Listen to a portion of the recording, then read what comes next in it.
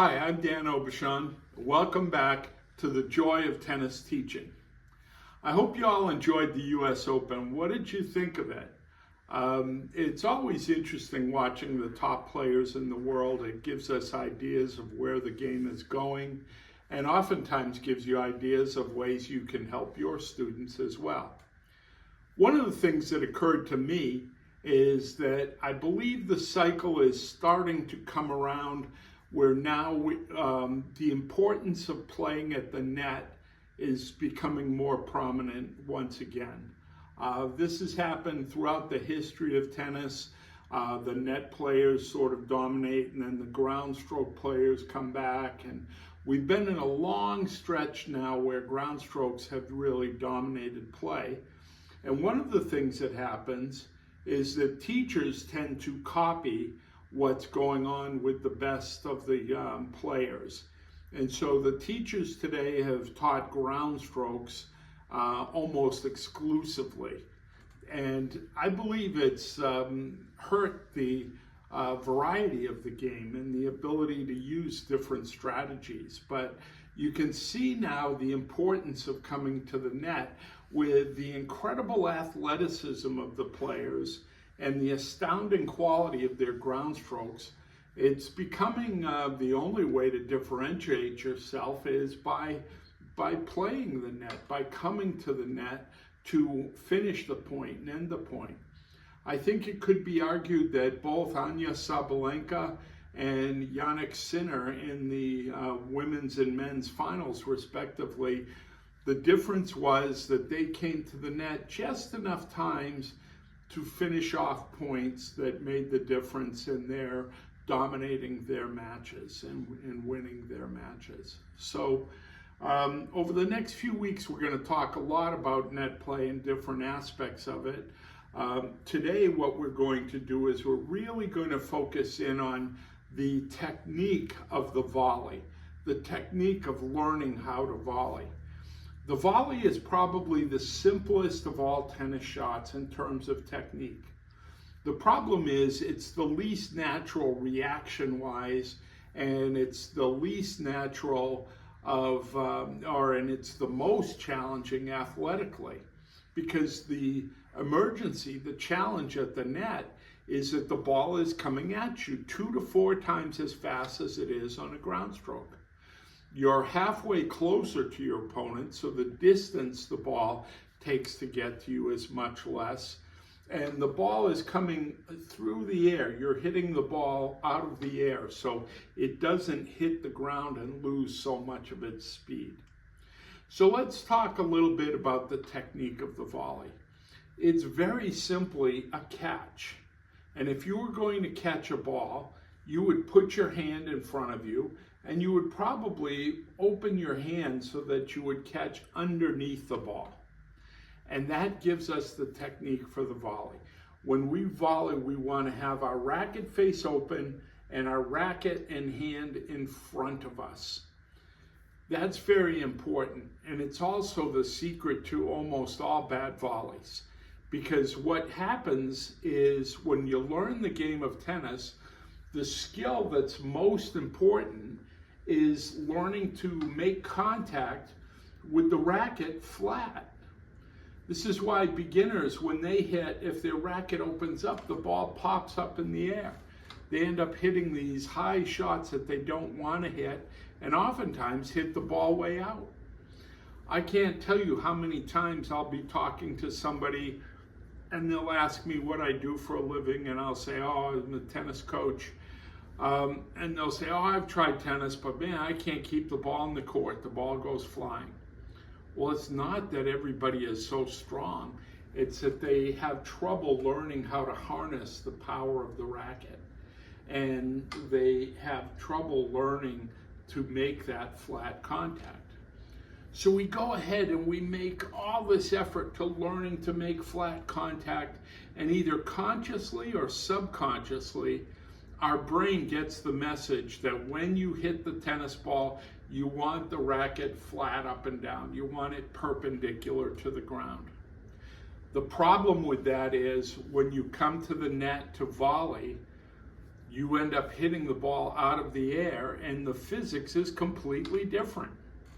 When we go to volley, if we have this subconscious feeling or even conscious that we want to make our racket face flat, perpendicular, watch what happens when the ball, which is coming straight at the racket face, hits the racket and goes down.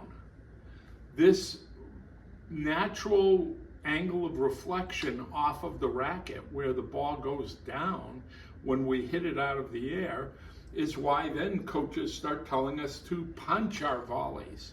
I hate that word, punch. Before I joined PBI and Peter taught me how to volley, I was a terrible volleyer.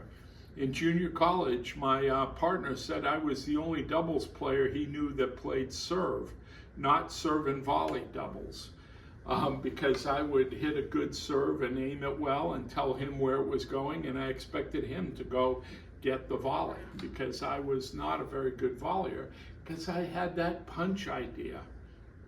So once you learn to catch the volley, then what'll happen is that the ball will come, and I hope it's in camera, but what you should see is there'll be a natural underspin or backspin to the ball. And also watch, the ball is going to come straight at the racket, but it goes out at an angle. It goes out, actually, that one went right above the camera. So I hope it looked as cool on camera as it did from this side. So that idea of catching the volley is so very important. Did any of you happen to catch the mixed doubles final of the US Open? It was really a pretty hilarious match. I just caught the end of it.